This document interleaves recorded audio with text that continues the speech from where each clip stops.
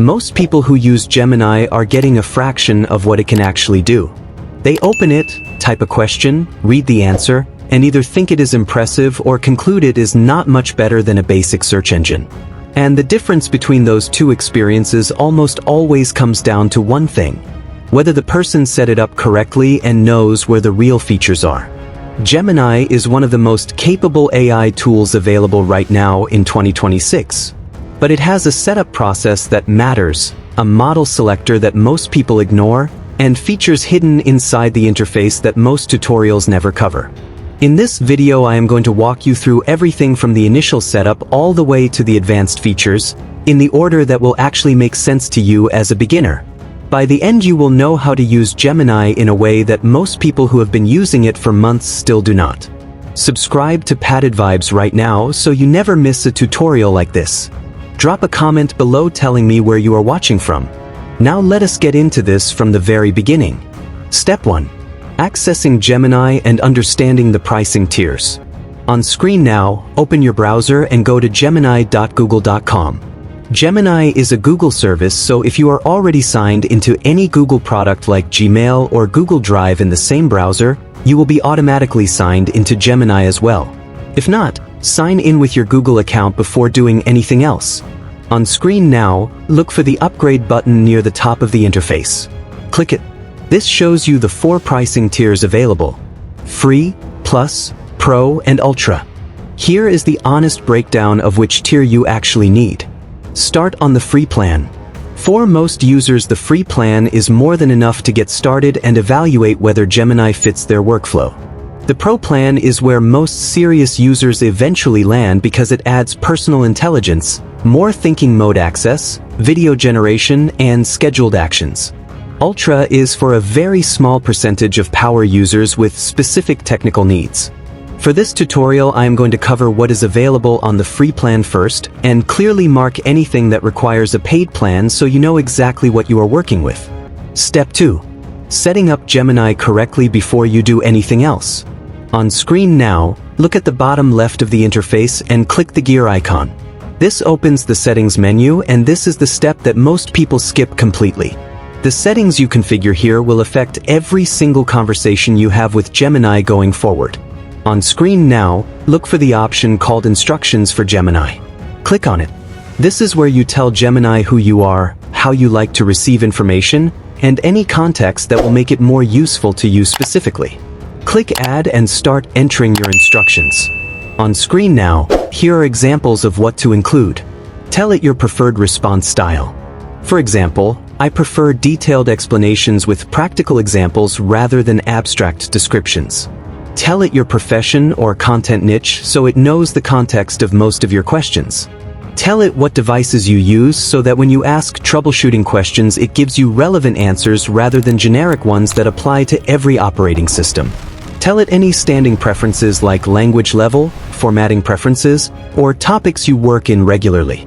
The more detail you add here, the more personalized every response becomes without you having to repeat this context every single time you open a new chat. Set this up once and it works automatically from that point forward. On screen now, also look for the Connected Apps section in Settings.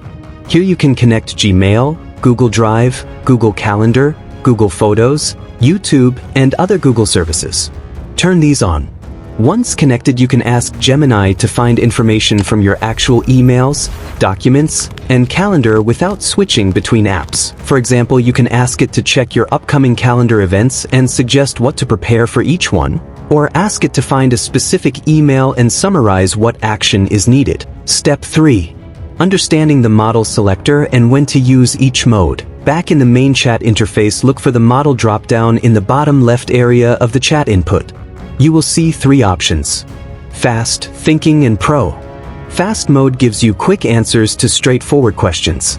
The response quality is strong and the speed is significantly faster than the other modes.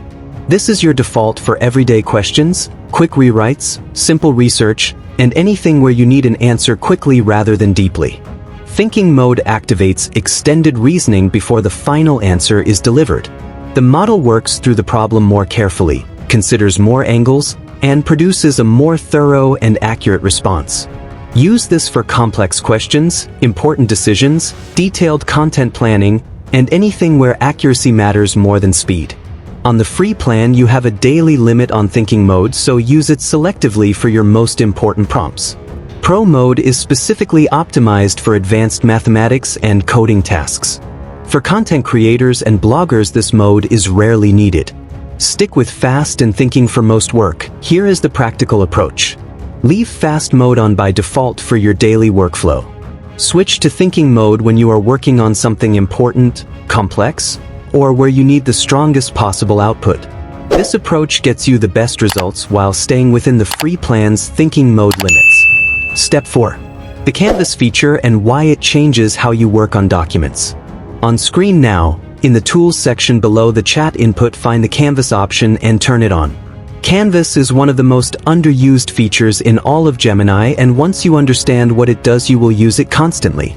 When Canvas is active, any document, email, or written content that Gemini creates for you appears in a separate interactive panel on the right side of the screen instead of appearing inline in the chat.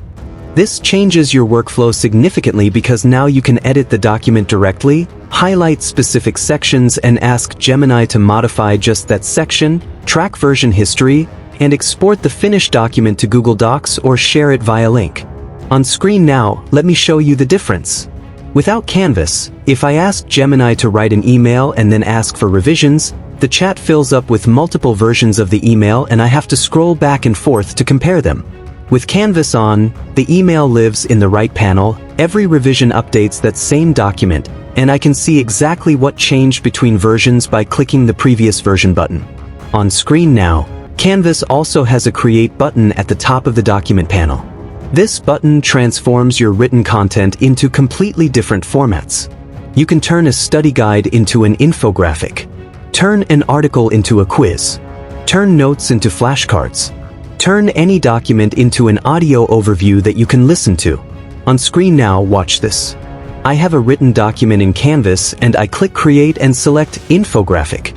Watch the panel update as Gemini converts the written content into a visual infographic layout. One practical note about infographics in Canvas. The easiest way to download an infographic as an image is to generate it in a regular chat without Canvas turned on rather than inside Canvas. The regular chat version downloads cleanly as an image file. Keep that in mind when you need a shareable graphic rather than a document to edit. Step 5. Gems. Building your own custom AI assistants. On screen now, look at the left navigation panel and click on Gems. This is where Gemini becomes genuinely different from a standard chatbot. Gems are custom AI assistants that you build yourself with specific instructions, specific tools, and specific knowledge files preloaded. Instead of repeating the same setup instructions every time you start a new chat, you build a gem once, and every conversation inside that gem automatically uses your custom configuration. On screen now, scroll down to My Gems and click New Gem. Give your gem a name that describes its function. Something like blog writer or YouTube script helper or research assistant. The name and description are just for your reference. The real power is in the instructions field below. On screen now, in the instructions field, write detailed specific guidance for how this gem should behave. If this is a blog writing gem, specify the tone you want, the structure you prefer, the word count range, whether to include SEO subheadings, how to handle affiliate recommendations, and any other consistent requirements you have for your blog content. The more specific the instructions, the more consistently the gem delivers exactly what you need. On screen now, below the instructions, look at the Default Tools section. Enable any tools you want active by default in this gem. If your blog writing gem should always put content in Canvas, turn Canvas on here. If it should always have access to web search, turn that on. These tools activate automatically every time you open this gem without you needing to select them manually. On screen now, you can also upload knowledge files into your gem. This is particularly powerful for creators who have style guides, brand documents, standard operating procedures, or reference materials they want the AI to always have access to. Upload those files here and the gem will reference them in every conversation without you needing to re-upload them each time. Test your gem in the preview panel on the right before saving. Make any adjustments to the instructions, save the gem, and it is ready to use. On screen now, to access your gems at any time, click on Gems in the left panel and select the one you want. To edit a gem, click the 3 dots next to its name and select Edit. If you see a section called Gems Made by Labs in your account, this is an experimental feature that lets you build full AI-powered mini apps inside Gemini. You can create apps with structured interfaces, multi-step workflows, and visual layouts. If this feature is available to you, experiment with it. It is one of the most interesting creative tools in the entire platform. Step 6. Advanced features worth knowing about. On screen now, Deep Research is available in the Tools section. This feature runs an extended research process that produces dense, detailed reports with citations, charts, and structured analysis. On the free plan, you can access it a limited number of times per month. This feature is best reserved for situations where you genuinely need comprehensive academic or business research. For everyday content questions and creative tasks, standard Gemini responses are faster and more practical. Step 7. The mobile app features that make Gemini genuinely different on your phone. Download the Gemini app from the App Store or Google Play if you have not already. The mobile experience adds 3 features that are not replicated on the web version. The first is the camera. At any point in a conversation, you can activate your phone camera and point it at anything around you. Gemini sees what your camera sees and can answer questions about it in real time. Point it at a product label and ask for ingredient analysis. Point it at text in a foreign language and get an instant translation. Point it at a dish of food and get nutritional information. This feature alone makes the mobile app worth installing even if you primarily use Gemini on a computer.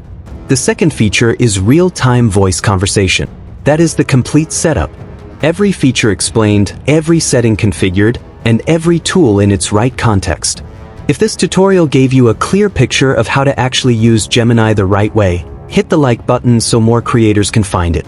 Subscribe to Padded Vibes for more complete AI tool tutorials every week. Drop a comment below telling me where you are watching from and which Gemini feature surprised you the most.